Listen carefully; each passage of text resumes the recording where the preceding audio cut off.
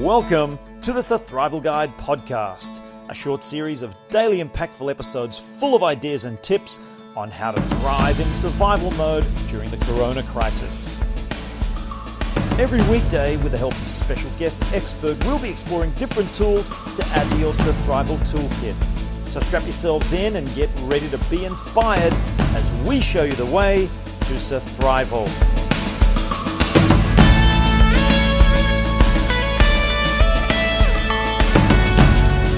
Hi everyone, nice of you to join us here on the Sur-thrival Guide podcast. I'm Mark Stabina, former rugby professional and now leadership consultant with Winning EQ. What does that mean? Well, basically I help individuals and teams achieve excellence in sports, business and life in general, which is also why I created the Sur-thrival Guide ebook. And if you don't have your copy, go immediately to the link, winningeq.com. You'll find it there or in the notes of this episode, and it's full of tips and resources to help you start generating a thrive mindset and just living, thriving while you're in survival mode, basically, hence Sur-thrival. And this podcast, the intention of this podcast is to bring that to life with the help of a special guest expert to speak into the chosen topic. And the chosen topic today, in my belief, is the basis of Sur-thriving.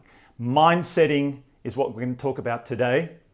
And without the appropriate mindset, how can you be expected to not just seize the opportunity and the obstacles, but identify the opportunities in the first place to then be able to thrive and flourish, especially when this passes and the waters are a little calmer? Well, the good news is we have a mindset mentor as our special guest today. She is widely recognized as a rock star, or the rock star of the transformational training world. Just 5 minutes with this woman and you are ready to go out and change the world. She just elevates your frequency, your vibration, your mood, your spirit, your energy, your motivation, all of the above, to want to go out there and just fulfill your potential and live. And luckily we've got her for more than 5 minutes today. So let's not waste any more time in introducing the one and only Mary Jo Lorei. Mary Jo, are you ready to blow some minds and crack open some hearts? Melt some... I'm going to start with the two that are right here, right now, and then just keep letting it ripple out and blow as many hearts and minds as we can possibly get to. I'm so excited to have you, as always. And I mean that every just a 5-minute conversation with you, and it just lifts my spirits and I'm elevated. So, and today I get to collaborate with you professionally. So thank you so much for agreeing to be with us today. You make work a pleasure. So, and I do want to say right off the top, thanks for putting a gift like the Sur-thrival Guide as a gift free out in the world to just tell everybody we're in this together. There's a lot of, mindset, leadership mindset, that kind of things happening out in the world. And it's a generous offering, Mark, because it is your heart. It is what matters to you. And the fact that you would give it to the rest of us, I just think you should be acknowledged regularly for that, because that is what we're up to right now today in our world is how can we create more connection? How can we close the distance when 6 feet is the closest we can get? And that's one of the ways. So I love you for that and thank you. Thank you, Mary. See, she's doing it already, folks. You see what she does? We're not even 5 minutes in. I told you. Thank you so much, Mary Jo. All right, well, let's dive into it. Before we dive into the topic of mindsetting today, I'd love you just to let the audience know a little bit more about yourself and how you ended up in this chosen line of work. Well, my easy answer is it chose me. So I have been a professional listener my whole life. Started when I was young, and then my professions. Somebody actually pointed it out on one of the interviews I did that I was a professional listener because I went from bartender to hairstylist to coach and facilitator and mentoring. So being able to hear people and listen them back in a way they can hear themselves has always been a skill set of mine. And when I discovered the realm of transformational and self-development work for myself as a student, what opened up in my life was so powerful that I just wanted as many people to get to it as possible.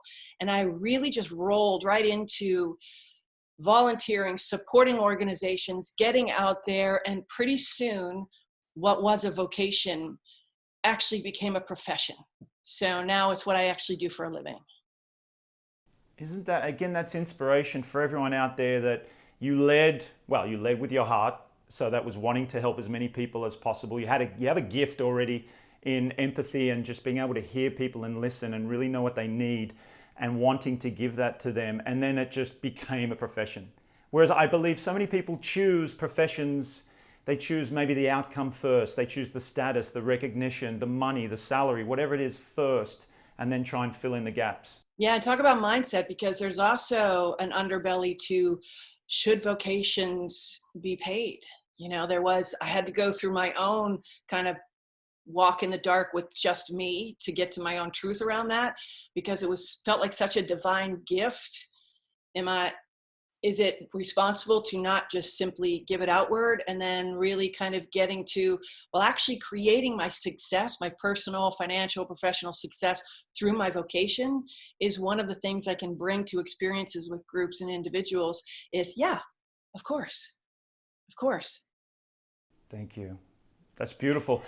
Now, it's unavoidable to talk about what's going on right now out there. It's one of the reasons why, as you said, I'm putting this gift out there, because anxiety is heightened during these turbulent times. So give the typical an idea of a typical day in lockdown, quarantine, isolation, whatever we want to call it, of Mary Jo. Typical. So when I hear typical, I think consistent. So consistently is my beloved and I, Jay, a morning ritual with each other, generally includes some time outdoors. So we suit up and go take a bike ride, or we take a walk around our neighborhood. In fact, I'm learning my neighborhood like I never have before. So we are exploring and checking out streets, and I've never been down here before. And so that is one thing that I really enjoy, and gets mind, body, and spirit, and he and I connected every morning. So most consistently, we do that every morning. Then my day is organized around both group facilitation, because I've converted a lot of my work to now virtual trainings, as well as I'm working with more individuals and actually a lot of couples right now. Right. As like I said, I love that one podcast you did already with Wendy that was definitely about that, hey, this isn't what I signed up for. So kind of reestablishing you, me, and ours with people. So I'm on calls or group experiences during the day, and some type of creativity every day.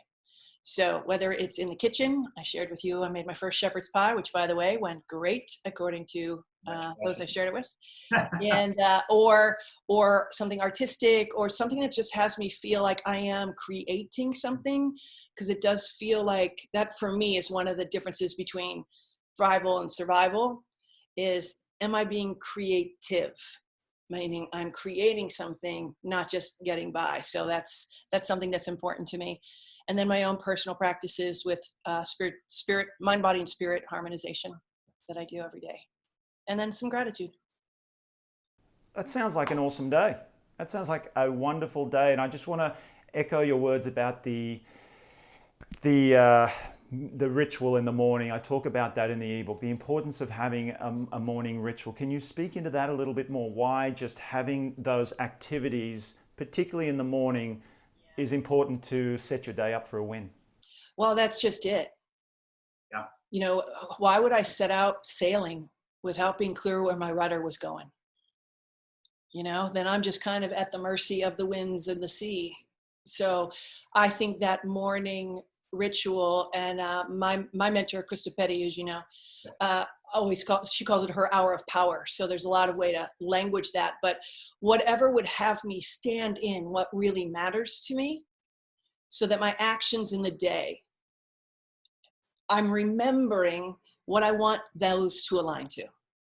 So when I'm tempted to get caught up in the other, because I absolutely do, then I have that I've already kind of straightened my spine to that. And then I can tell pretty quickly, yeah, this doesn't really align with what matters. And how do I want to adjust that, or bypass that, or transform that? So I also think in today's situation, because I I want to add the most neutral and broadest term, because some people are way above water on it and some people are way below water on it. And I want to respect everybody's current experience. So in this situation, we are sometimes forgetting time with me as a choice, because for some people it feels like it's being forced on them. Or for some people, they feel like it's been stripped away because now my household has people in it all the time.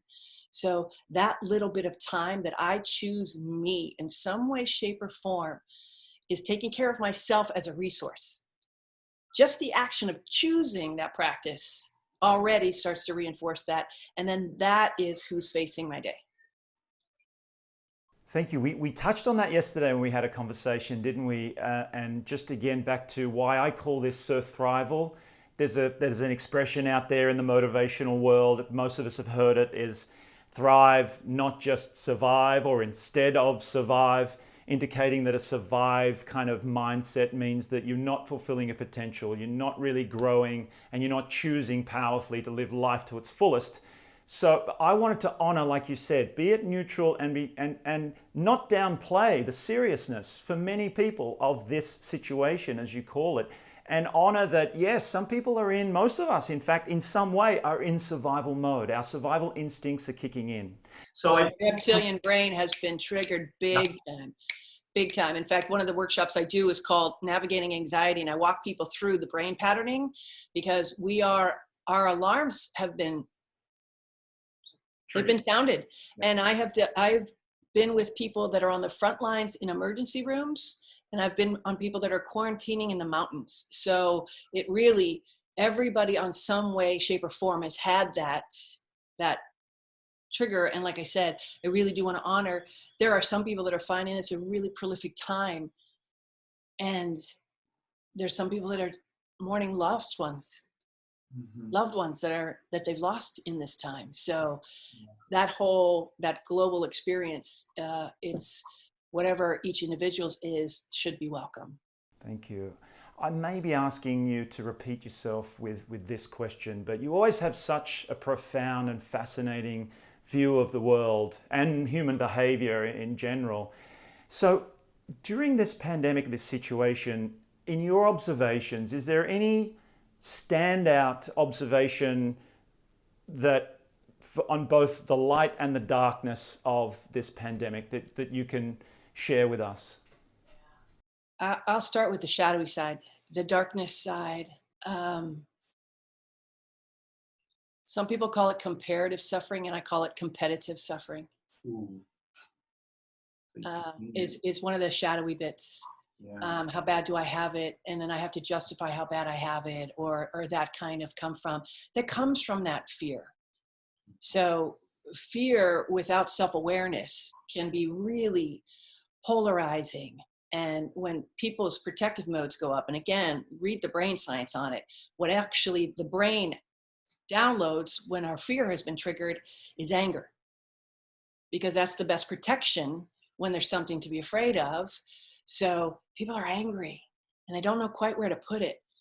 And when we don't know where to put it, unself-aware practices or, regulation, it can often become a weapon. So I'm pointing it at the government, or I'm pointing it at my spouse, or I'm pointing it at me, or I'm pointing it at, God, him or herself, for coming up with this thing. So that part of it, and really, has taken some effort for me to continue to sit down deep in the heart of humanity, even in this big fear, AKA anger conversation. I remember one of the early days seeing the lines out the door of the ammunition store. That took my breath away, because I deeply love humanity. But when I see people that afraid, that could cause, permanent damage on a temporary situation, it had me be breathless. Sorry, I just have to, that's real, and I hadn't quite seen that. I've seen people lining up for toilet paper, but yeah, that I had not even considered, and you're absolutely right. When something of this nature emerges, then you see the lightness and the dark of human behavior, don't you? So And the lightness, the thing that I keep delighting in, literally delight on a daily basis, is that reassurance how much human beings know we're communal and how we hunger for connection. So there is the bemoaning about it doesn't look the way it's supposed to look, or I wish it was the way it used to be, or I want it to go back, and that kind of thing. But the amount of people that say hello and make eye contact out in the world when I'm out, we're out on our bike rides, or when we're walking, or I do have to go to the store, or again, I'm out in the world. It is amazing to me how much people want to, even in that, like once it got taken away, I didn't use the option when I had it, but now that it's gone, now I'm going to find another way for it. So I have said hello and had hello back to more people wanting that. Talking about people's family. I prayed with somebody in the grocery store. I don't know what faith she was. She thinks I'm her faith, and that's okay with me because she needs somebody to pray with. And there I was. So that lightness of us as humanity and the way we rise up. I wish it didn't take tragedy for us to kind of recognize it sometimes. But when it is here and we do rise up, it's pretty spectacular. It is. That's why I say even your free book, that's an example of it to me. We rise up and go, yeah, let me join in. Tell me about it, neighbor. What can I do? Let's be in this together. That's the lightness for me. Yes, it's great. And I don't know if you can even answer this, but we talk about often that when we're recognizing these behaviors of humanitarianism, and also I talk about forming habits individually for yourself that will serve you better in the long run. And once you're out of this, in it and out of it, the hope is, and it's hope, I guess, I don't know if I want to put you on the spot and ask if you think it's actually possible that when it's not even go back to normal, Mary Jo, but when this passes, the worst, when we've seen the worst of it, what do you think will be the outcome in terms of us sticking to the lightness of what we've experienced and what we've tapped into during this? Is that even It's really about the vigilance, because that's why I hesitate to even talk about new normal or go back or what have you. It's like, what are we creating with right now? Because people who went through World War II thought we would never have a genocide again. Yeah. You know what I mean? Like, we do have a habit of kind of, path of least resistance. So humanity does have that habit. However, those that are willing to be vigilant in it, those that are coming to their own conclusions about how this is now inspiring how I want to live life.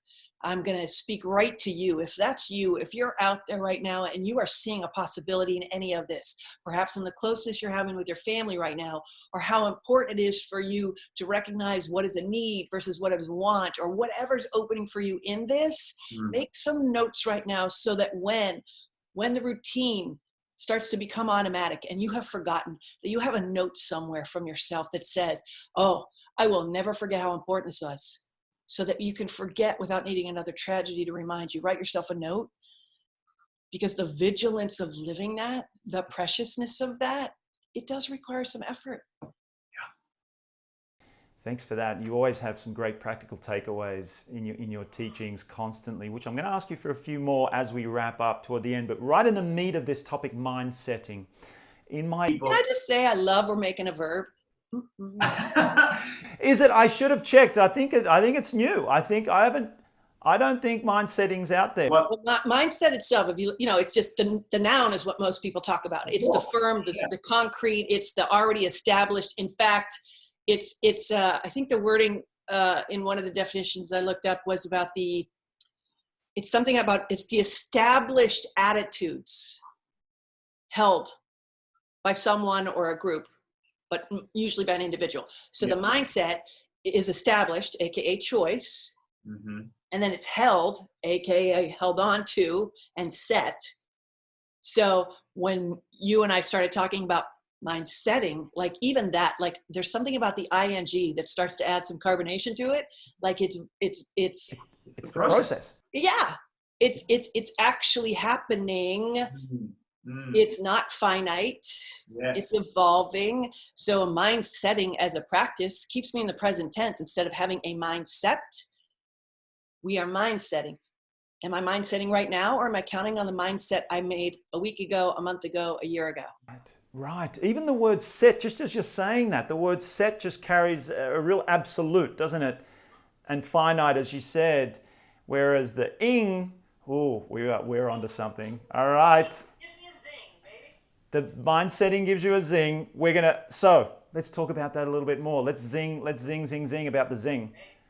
In my ebook, I talk about the 3 steps to Sur-thrival being, I simplified into acceptance, so accepting more or less your situation, your circumstances, to then be able to assess, which is the second step, assessing your environment, assessing your limiting beliefs, what's getting in the way of you, assessing what you want essentially. Where do I want to be now, tomorrow, at the end of this? And then finally the action, which is quite often the toughest step for most people, is we assess, we come up with the ideas, we might be mind setting, we're on our way, okay, I'm motivated, I'm ready, now it's time to act. And that can be the biggest hurdle of all. So in those 3 steps, I mentioned in the intro that without the appropriate mindset or the mind setting processes we've just now established, that is impossible, or that is made very difficult. So yeah, it's interesting because you say impossible. I don't think it's impossible, but I think it won't be effective. okay. Because I know plenty of people that do,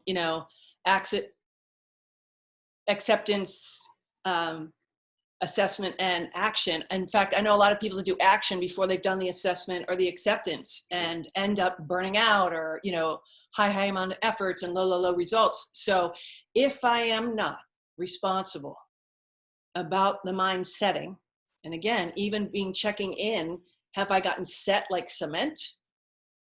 Or am I mind setting like the roots of a tree? So if I'm going to take those Sur-thrival steps, then I'm probably going to be more surviving with them if I'm not mindful in the mind setting. I love how I'm going to have to write a new edition of my Sur-thrival. I'm going to make some amendments to the Sur-thrival guide. Thanks a lot, Mary Jo. Where were you when I needed you before I published it? Perfect. Yes, so that you and I also spoke a little bit about the the characteristics of emotional intelligence, because that's a big part of your work and a huge part of mine, and I rely on that a lot. And for those of you that don't know, the 5 characteristics, look up Daniel Goleman, it's totally worth reading, is self-awareness, self-regulation, motivation, empathy, and social skills. So those strengths, again, they're like any other intelligence. They can be grown and deepened and worked in a way that really supports. When I go to that motivation one, that's where I really see a lot about the mind setting. Like self-awareness and self-regulation will teach me about the mind setting I want to be creating, what I need to keep in mind. But if I tap into motivation, and again, look at the intention of the action, not the goal. And you will oftentimes see why your results aren't the way you want them, or don't look like what you thought they would look like, or less than, or however you want to, verbiage that. But without that mindset, that motivation of why this matters and what this aligns to, I might very easily do any of those steps that you described out of alignment with that and be working harder instead of smarter. Mary Jo, what are some of the things, we've touched on it, but I think we can dive a little deeper perhaps into what are some of the things that can sabotage our mind setting process to take us off course? Yeah, well, again, coming back to the motivation. Come back to the motivation of it all, because generally in my work with people, that's where perhaps hasn't been tended or hasn't been revisited regularly enough. So when you hear about intention setting or set your intention for the day, or, we're talking about morning ritual and all of that, like that's really, really, really important. So if I am not clear on that, and I tell this story and Jay loves it because it's just so simple and most people can relate to it. Because when the garbage is full, what's my motivation? Because in our house, we have divided up chores, who's responsible for what. So of course I could just take it out myself. That is one of the things he wants to do. So before I open my mouth to speak to him, what's my motivation? To get the garbage out? Or for him to know that I know that he should know that I've seen that he hasn't gotten it out? Right? Yeah. Now, if my mindset is frustration and you don't care, and how many times do I have to tell you, that's not in alignment with the relationship I want, nor in the collaboration that is our household. So my mindset, I got to check in with that on a regular basis about, is it aligned with what I say the intention is, and the intention connected to what the end result is. Mm. So that seemed a little meta. Tell me if that. That was great, and thank you for the analogy as well. As you said, we can all relate to that. And what is our motive? Every time you open your mouth or you're about to open your mouth, I think if people checked in more with their intention, they paused before that moment. And social media is a big one. I say it to a lot of people around social media when you're posting. Before you press post, that button that submits what you're about to post with your message, what is your intention? I think a lot of people are scared to kind of get real and honest. And if they did, they might find their intention. And why not? Mm. Why not be honest? And we're almost embarrassed to be with ourselves, which I find fascinating about us, that I would try and hide the truth from me, because there's a big difference between I want people to look and I want to be worth looking at. Like that mindset alone changes what I'm putting out into the world. Yeah. Do you know what I mean? Yes, 100%. Sometimes I want to be looked at. And just to go back to the analogy that you used and the example you used of the garbage, and my question about sabotaging, if I can just squeeze a little bit more juice out of it. Mind setting, this is what's coming up for me now. Mind setting, we're talking about the positive, we're talking about the thriving, we're talking about the moving forward. And I guess another way of asking what can potentially sabotage is, would you agree that you can also mindset, you can carry out the mind setting process in a way that won't serve you? And one thing that comes to mind is victim mode, is actually feeling a little comfortable and familiar in, why is this happening to me? And so we need to be careful. Mind setting just doesn't just mean, when you're mind setting, that means that everything's going to be great and you're thriving and you're going to come out of this better than before. You can also do the opposite. It has to be intentional. It still has to be mindful. Because again, there's a healthy and an unhealthy to everything. And as we keep saying the word, like I keep finding that delight in me, because that's a way to sabotage, is think I said it and then I don't have to check in anymore. Right. Or that I haven't gone honest with what to set in, because, again, if my reptilian brain has been triggered, I think I'm in danger. Most of the time we're not. Some people are. Mm-hmm. But if we really kind of take a look, and I don't want to sound too pithy, but most people that feel life threatened are having lifestyle threats. They're not the same thing. My lifestyle has been hugely threatened. I've had to change my lifestyle a ton. My life hasn't been threatened so far. Yeah.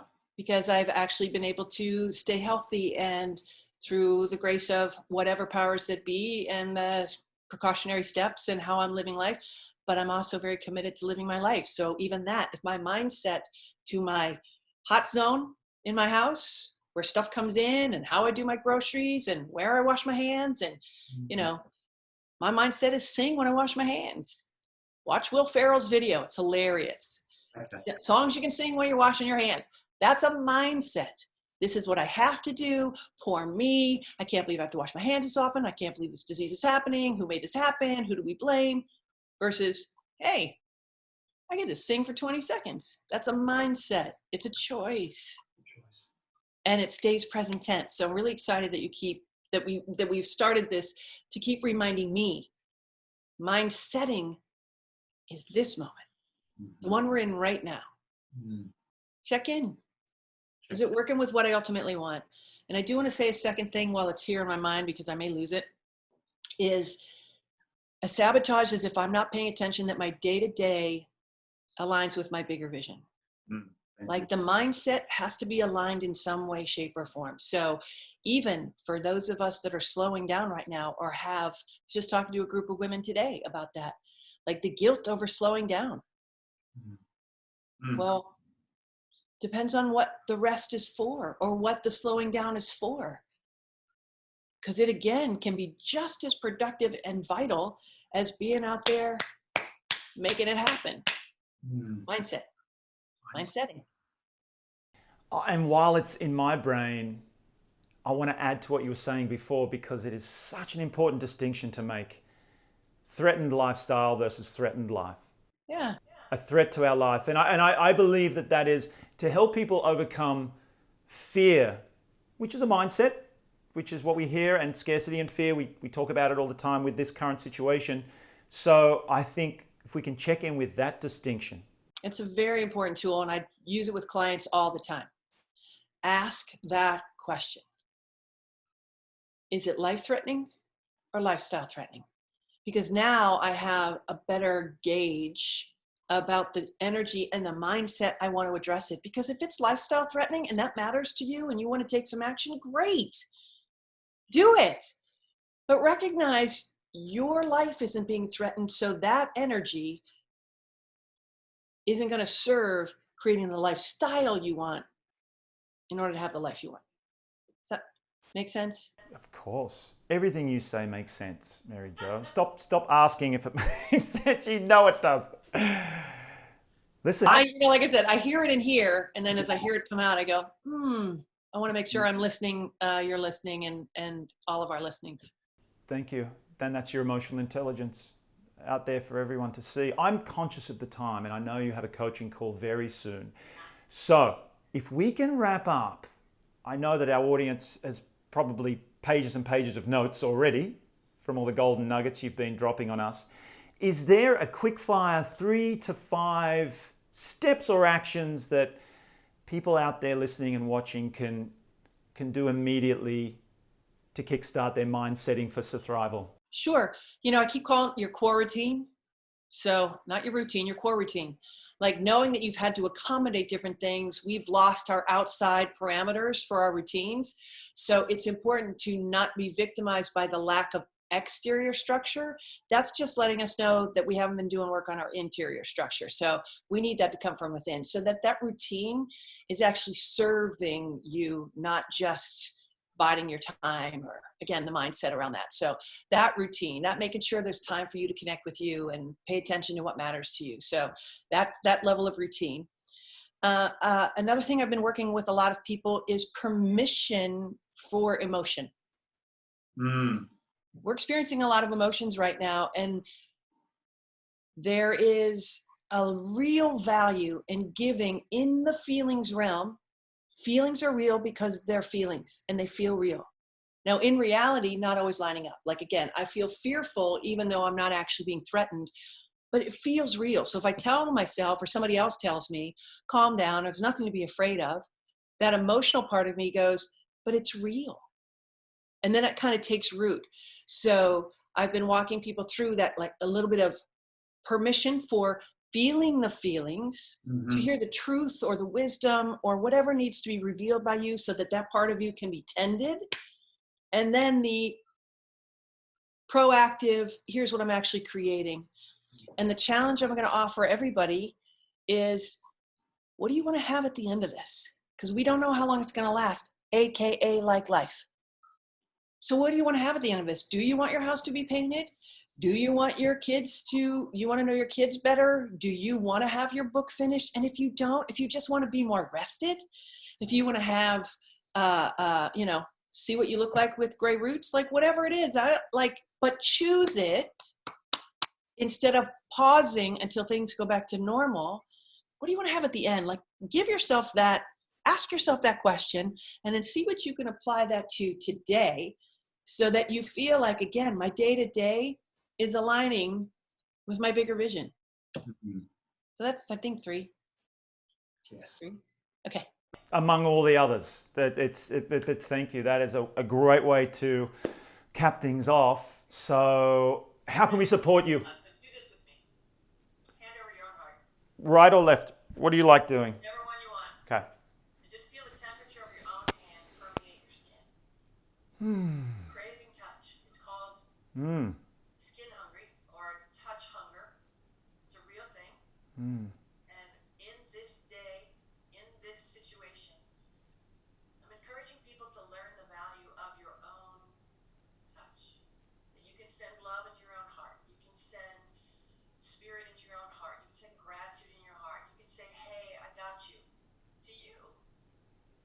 So I'm going to add a fourth one. Don't underestimate the value of your own touch. Oh, that's awesome. I love that. That's great. And it gives the national anthem a new meaning as well now. There's Mary Jo, I don't have the words to express how grateful I am that you joined us today and you gave your time. Quickly, before you go, how can we support you? I need to know what we can do to support Mary Jo. You all go to maryjolorei.com, see what I'm up to, and tell me what you're up to. Remember, we're in this together. So I've been sharing some of the learning because I'm in with human beings regularly in and out as we're navigating through all of this, and the wisdom that's being born right now is amazing.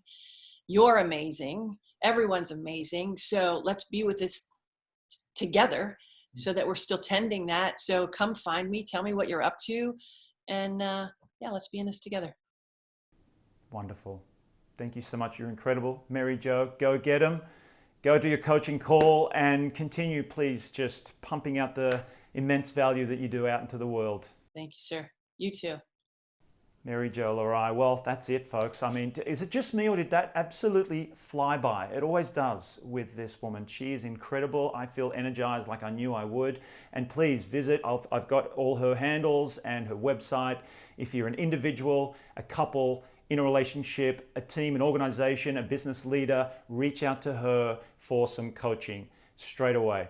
Well, that's all for today. We're going to sign off, and thanks for joining us. Be safe, be well, and see you at the next episode.